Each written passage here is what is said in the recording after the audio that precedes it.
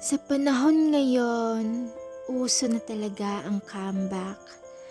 Kaya naman dahil dito, ang dami na namang puso ang nawawasak at ang daming tao ang nabibigo dahil sa comeback na to.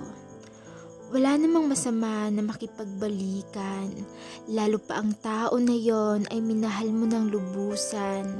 Pero kadalasan dahil sa comeback na yan, ang daming nasusugatan.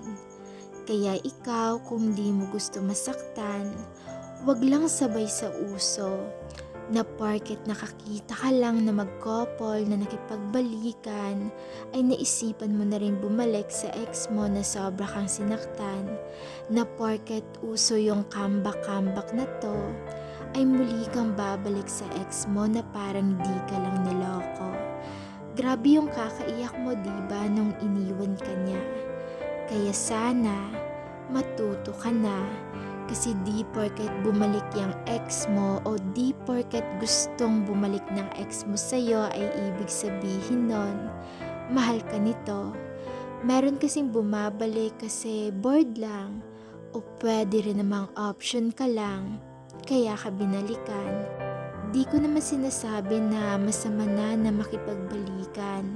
Ang sakin lang, kung sobra na yung ginawa ng tao sa inyo, ay wala nang rason pa para balikan yung ex nyo. Kasi isipin mo, nasaktan ka nga nung una.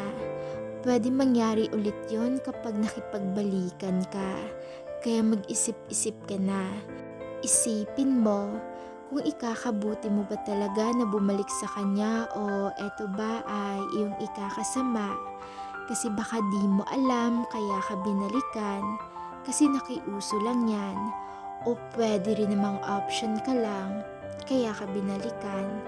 Kaya mag-isip muna ha, huwag maging marupok na porket mahal mo ay babalikan mo. Kasi minsan mas okay na di balikan para ma-realize niya ang mali niyang kasalanan. Minsan kasi mas okay na di balikan kung sasaktan ka lang din naman. Kasi sa totoo lang ha, kung mahal ka talaga niyan, edi sana sa una pa lang, hindi ka na iniwan.